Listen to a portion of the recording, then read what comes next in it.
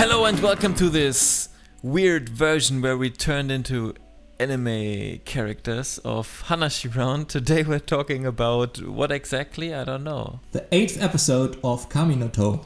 Or this week picks up where we left off last week with this playing tag competition. Last episode they started this little battle with the red-haired ranker dude. Yeah, basically this is the whole episode, right? They try to stall them while Anak is trying to reach the goal. That's pretty much the whole episode. And the other team around Yore is... They're observing what's going on. That's basically it. Some fight scenes. I don't know. On the surface it isn't very complicated, but I don't get it. The opposing team was waiting instead of playing with them. So it didn't feel like actual tag to me. The concept so far is alright, but I don't get how this... How the ranking works, you know, like they said like if you win, everyone in the team gets 100,000 points, and if you catch the ranker, then you get 200,000 points. I don't know, my problem is that points were just recently introduced, like the game or whatever it is. It becomes complex to what it was in the beginning of just having a task and trying to survive or killing the others.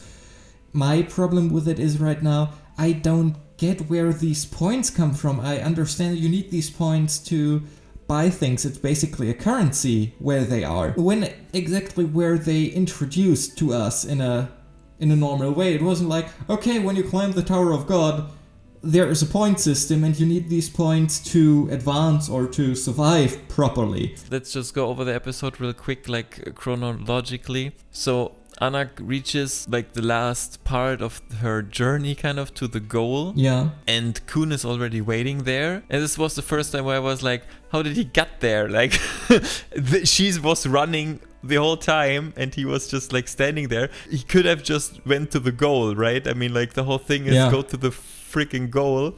Why is he waiting there to pull his elaborate idea? If he could have just, I mean, like this was kind of, and we kind of learn, I mean, like, I don't know if we learn why they did that. So basically they kind of pull this little trick and he copies this hovering cube and hides Anak, and the guy is coming and they're like, yeah, she jumped down to kind of trick him. The whole idea was that he isn't going to fall for it and he's going to drop and she can reach the goal. And then we see that he magically appears at the front gate and catches or like snatches away the little badge. And this team loses in this way. The other two overseers like kind of talk about it and we're like, yeah, blah blah blah.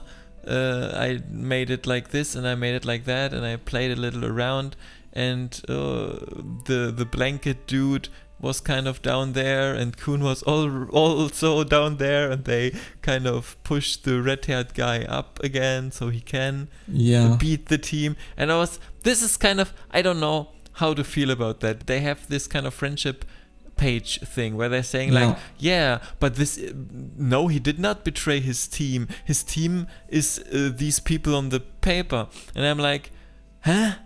Like, what? I mean, when I first saw it, I was thinking to myself, oh well, he is doing it for Yoro because he would purposefully lose to make sure his friends survive. That's what I got from the first impression, because something around these lines is even what they say. He's like, yeah, he like played the game well enough or played it far enough to give the other team enough hints to win. So I was like, okay, maybe Khun was like, okay, I have enough points. I'm going to progress anyways. I don't need to win this. Yes. And that's it. So I'm not sure, does he know this kind of team thing? Like this friendship page? Does he know about that? And if so, how? If they're going to reveal that he's like so super smart that he just pulled that information out of his ass because of he's such a logical thinker and he just came up with it, that this friendship page is the real team, then I'm going to call it bullshit, because that would totally ruin it, to be honest, for me, because it that was just be too much of an ass pull. I know, it's very weird. As I said, this episode it took me out of it. It didn't feel as good as some other of episodes beforehand, or it wasn't as compelling because of things like that. It became overly complicated with the plan, and it didn't seem to make much sense at the time. Like, I would have understood that Yoru would purposefully lose if Rachel is on the opposing team so she can advance, and he wants to make sure that she is fine. But I mean, she is on the same team as Yoru.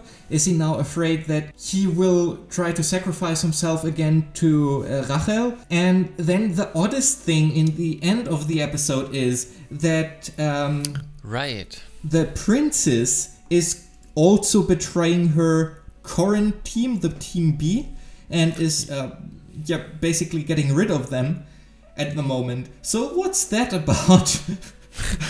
I'm really confused. Maybe I'm not smart enough to think in that logic that they're thinking. I have two theories about that. First, she knows about this friendship list too, and she's on that list as well. Maybe this has some kind of thing to do with it, that she's going to, I don't know, do something because of some reasons, because this is somehow giving her some kind of advantage, or this friendship list team some kind of advantage. I don't know, maybe it has something to do with that. Or her group was always shown to have some kind of different motive to do whatever they do. I mean, I think that she lied when Yoru was talking to her about allying herself with Rachel. I mean, her team, probably she as well, killed everyone else from that round. I mean, from the 400 or whatever contestants, only 2 had to pass overall, but they destroyed everyone else in their way. So why did they destroy everyone else? Her goal seemed to have been to be part of that bigger group that is the group with Khun, Rak, and Yoru. So I don't know, her motivation seems still unclear. Maybe there is far more behind it, and but I still can't judge her properly, because one time she is kinda standoffish and sinister, and then in the other moment she is very silly and jolly. This back and forth is probably also what annoyed me a little, that whenever it starts getting dark and more interesting, the mystery comes through, they almost immediately kill it with some odd silliness. 2 little things more in this episode. One was another glimpse at the universe overall from that one girl, where we saw her flashback and how she ended up in the tower, and that she was with some other girls breaking in this ship, trying to steal something there, which I thought was kind of interesting. Obviously this is like outside of the tower, so there is a world outside of the tower. Not everything is part of the tower, but still the Ranker was some kind of, I don't know, she said he was on board of the ship. I don't know, I kind of did not know how to feel about that. And he killed everyone, and then she got recruited by the rabbit god to climb the tower. We did not see the Ranker, he was just like a black silhouette. I don't know if that was just for, oh, look at how mysterious that character is, or if there was like purpose behind that, if that is a character we have already seen, and we don't want to spoil that. For example, Yoru was this Ranker and did a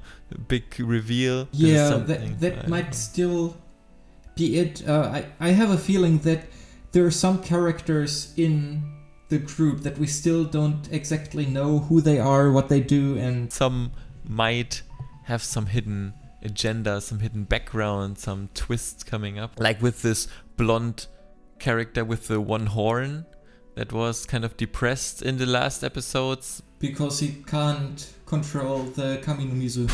Yeah, right. And then in this episode he acted kind of strange towards that girl and the flashback girl. And I'm not sure if he's going to go psycho in the next episode and going to kill everyone or something. Yeah, I feel like he is going crazy. And I mean, so far everyone and everything is too complacent. The sinisterness that it had before, it's kind of missing. The whole death game part of what it is. It has to come back at some point. Yeah, but I feel like depending on how they do it, that's kind of what the girl was saying, the flashback girl. Before this group experience, she would have no struggle killing everyone. And now that they bonded, she's thinking about like dropping out because she would not want to kill them anymore. If they play it like that, this could be the very interesting part to the story if they now bond and everyone is so friendly with each other, and then they start to kill each other again. I think this could be an interesting, psychologically interesting character moment for everyone. Like, how are they going to react to that? Who is going to be reckless, who isn't? So I think we have to wait to find out more until next week. Obviously, it ended on a big cliffhanger. Yeah. So we're suffering, you're suffering, and I hope you will come back to us and watch the next episode with us again. Tell us how you felt about it. Tell us what you think and what you figure out. And please, if you're a reader of the web novel, don't spoil it for us. We're quite invested still. Right. Write your theories down in the comments, but not spoilers. On another point, tell us what you thought of this odd kind of Hanashi round we did. We wanted to produce it like that to just get it out as soon as possible, to give you most of the information and basically have an instant review of the episode with us. So, like, as always, write your opinions down in the comments about the episode and our little format. Like, subscribe, and all that other stuff. And we see you in the next episode. Maybe back in Flash. Whatever you like better.